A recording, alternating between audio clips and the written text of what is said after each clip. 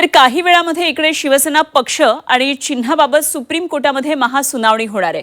कालसारखा आजही उद्धव ठाकरेंचे वकील कपिल सिब्बल सुप्रीम कोर्टामध्ये जोरदार युक्तिवाद करणार आहेत। तर कालच्या युक्तिवादामध्ये कपिल सिब्बल यांनी निवडणूक आयोगावर अनेक प्रश्न उपस्थित केले होते।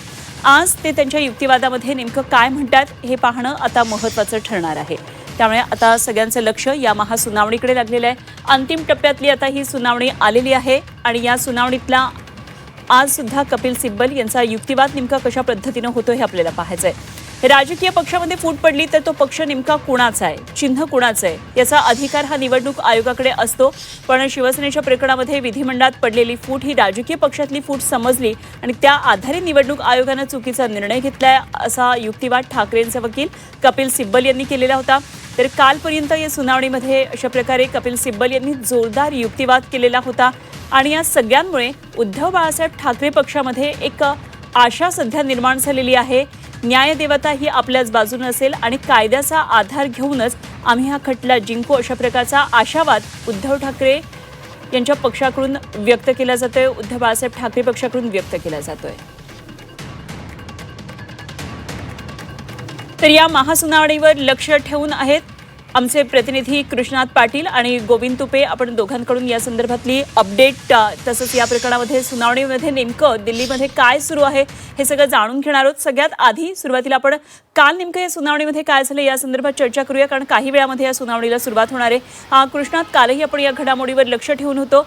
या महासुनावणीला आज पुन्हा एकदा सुरुवात होईल आणि कपिल सिब्बल यांना पुन्हा एकदा युक्तिवाद मांडण्याची आज संधी मिळेल असं कळतंय। त्यामुळे आज पुन्हा एकदा आपल्याला कपिल सिब्बलांचा युक्तिवाद पाहायला मिळेल। काय नेमकं या संदर्भात आणखी तपशील आहे?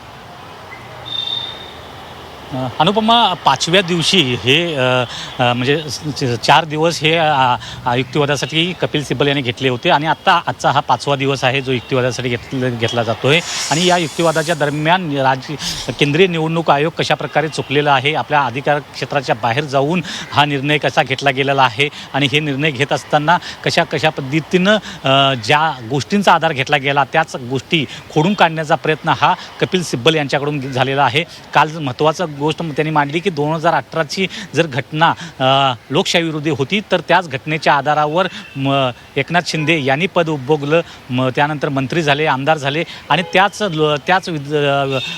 घटनेला लोकशाही विरोधी कसं काय तुम्ही ठरवू शकता अशा प्रकारचा त्यांनी एक मुद्दा उपस्थित केला। आणि जर याच घटनेच्या लोकशाहीच्या ज्या घटनेच्या आधारे आपण पद उपभोगल्यानंतर त्यावर शंका घेणं कितपत योग्य आहे असं त्यांनी मुद्दा उपस्थित केला। त्याचबरोबर याच्या अगोदर देखील जी पक्षातली उभी फूट असताना जो निर्णय घेणं गरजेचं आहे तो त्याच्याकडे दुर्लक्ष केलं गेलं आणि केवळ विधिमंडळातील आमदारांची फूट ही लक्षात घेतली आणि त्याच्या आधारावर राजकीय पक्षाची फूट समजली गेली। हे अत्यंत चुकीचं असल्याचं त्यांनी यावेळी देखील स्पष्ट केलेलं आहे। त्यामुळं आत्तापर्यंतच्या ज्या गोष्टीवर आधारावर एकनाथ शिंदे यांना शिवसेना हे नाव आणि चिन्ह दिलं गेलं त्याच गोष्टी आणि त्याच कसोटी ज्या आधार आहेत ते फोडून काढण्याचा प्रयत्न कपिल सिब्बल यांच्याकडून काल आणि गेल्या 4 दिवसामध्ये झालेला पाहायला मिळतो। आजच्या 5व्या दिवशी ते नवीन कोणता मुद्दा उपस्थित करतात ते पाहणं देखील गरजेचं आहे। आर्टिकल 15च्या त्यांनी विस्तृतपणे काल विवेचन केलेलं आहे आणि त्यानुसार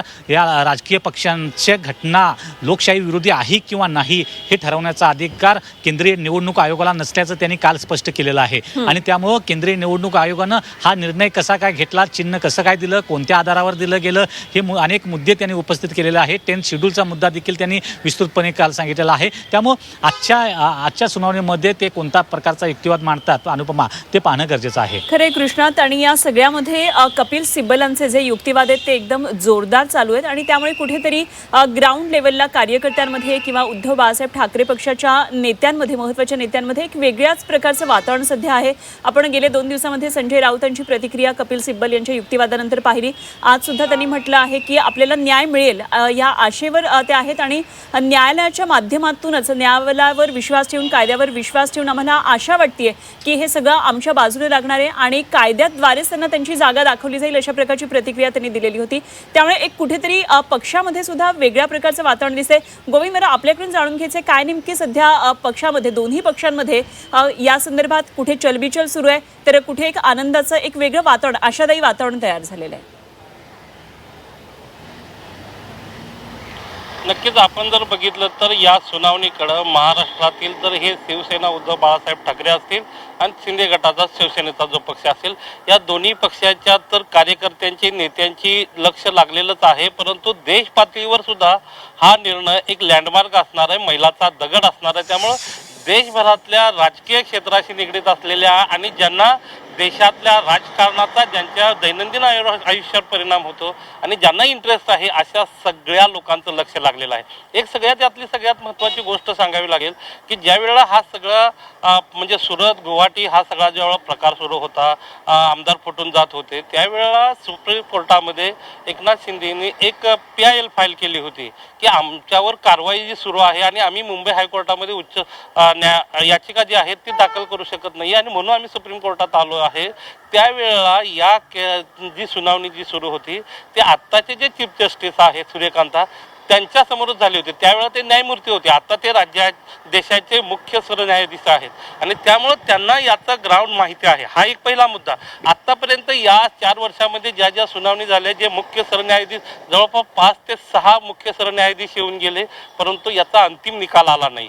आणि या सुनावणीच्या दरम्यान मुख्य न्यायमूर्तीने 2 प्रश्न शिवसेना उद्धव बाळासाहेब ठाकरेंच्या वकिलांना विचारले होते.